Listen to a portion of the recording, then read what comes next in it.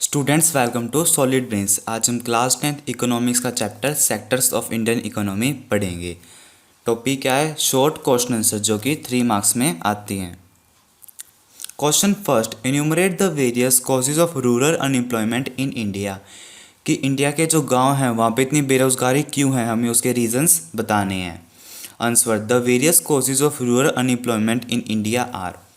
First, the most important factor responsible for rural unemployment is lack of education and skill। कि सबसे main factor क्या है वहाँ की बेरोजगारी का? कि वहाँ के जो पीपल है वो कम एजुकेटेड है और वो कोई भी काम के अंदर निपुण मतलब कि स्किल नहीं है।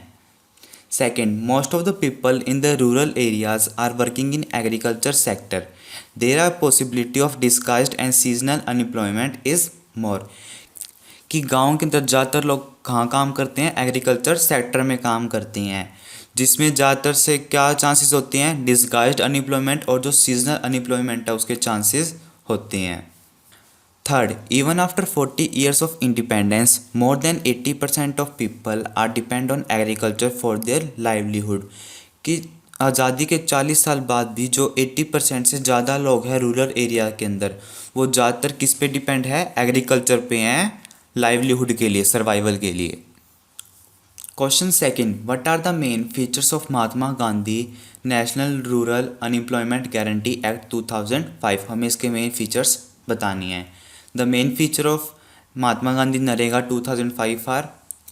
First, Mahatma Gandhi national rural unemployment guarantee act 2005 was implemented by the central government as right to work in 200 districts of India।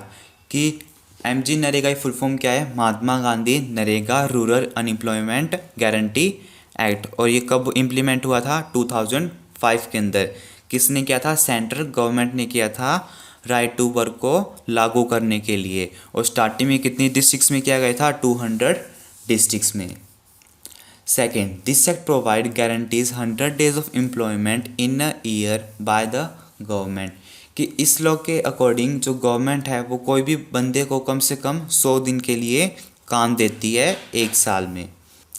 Third, if the government fail to provide work within 15 days so it will give unemployment allowance will be payable to the people.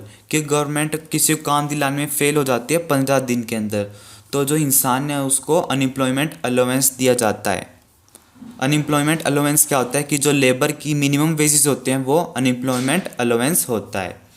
Fourth, now this act is active in 625 district. पर अभी जो ये act है ये 625 districts में चल रहा है। Question third, distinguish between organised and unorganised sector. हमें ऑर्गेनाइज्ड और अनऑर्गेनाइज्ड सेक्टर के बीच में डिफरेंस बताना है। Organized sector covers those places of work where the terms of employment are regular and therefore people have assured work। कि इसमें वो प्लेसेस आते हैं जहाँ पे लोगों के पास पूरे साल काम होता है, वो फुल ईयर एम्प्लॉयड होते हैं। Unorganized sector covers those places of work where the terms of employment are not regular and therefore people have not assured work। कि अनऑर्गेनाइज सेक्टर वो प्लेसेस होते हैं जहाँ पे लोगों के पास पूरे साल काम नहीं होते या फिर पूरे साल वो एम्प्लॉयड नहीं होते। Second, organise sector are registered by the government and have to follow its rule and regulation. कि जो ऑर्गेनाइज सेक्टर होता है वो गवर्नमेंट में रजिस्टर्ड होता है, इसलिए उसको उसके रूल्स और रेगुलेशन फॉलो करने पड़ती हैं। पर जो अनऑर्गेनाइज सेक्टर होता है वो रजिस्टर्ड नहीं होता, इसलिए कोई भी रूल्स एंड रेगुलेशन फॉलो नहीं करता। थर्ड, ऑर्गेनाइज सेक्टर में पीपल पास जॉब सिक्योरिटी होती है कि उन्हें कोई भी विदाउट एनी रीज़न जॉब से नहीं निकाल सकता।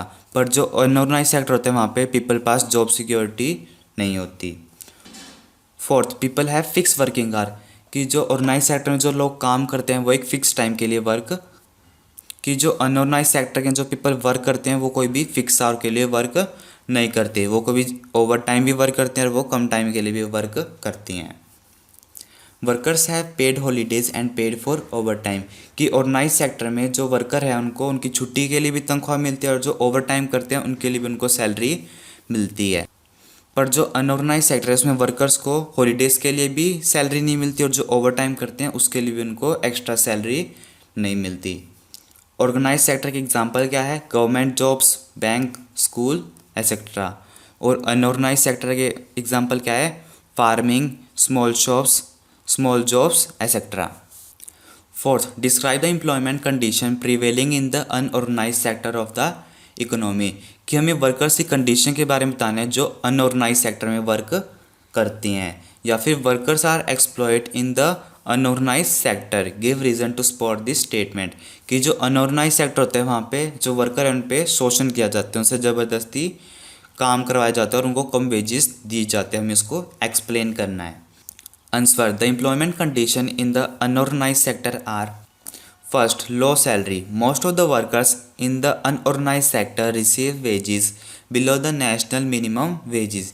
कि जो ज़्यादातर वर्कर्स अनऑर्गेनाइज सेक्टर में काम करते हैं उनकी जो तनख्वाह होती है वो नेशनल मिनिमम वेजेस से भी कम होती है. नेशनल मिनिमम वेजेस क्या होते हैं कि जो गवर्नमेंट मिनिमम वेजेस सेट करती है कोई भी एक लेबर की. Second, long working hour. Most of the labour work 9 to 10 hours in a day.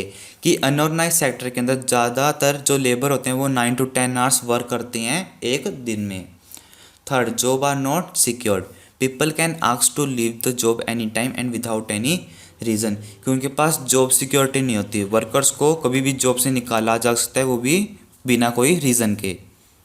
Question fifth, suggest any 3 ways to save worker of unorganise sector from exploitation. हमें तरीके बताने हैं जिससे हम अनऑर्गेनाइज सेक्टर में जो वर्कर काम करते हैं हम उनको एक्सप्लॉयटेशन से बचा सके, मतलब कि उनको उनका शोषण होने से हम उनको बचा सके.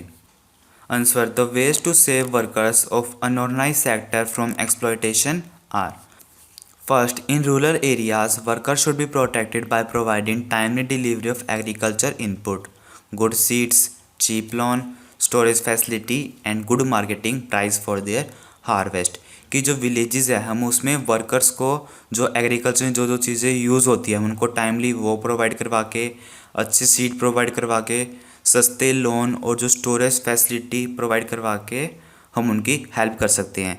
और साथ में जो उनकी जो क्रॉप्स है हम उनके लिए गुड मार्केटिंग प्राइस भी प्रोवाइड करवा सकते हैं. Second, in urban areas workers should be protected by making good laws and policies for labour.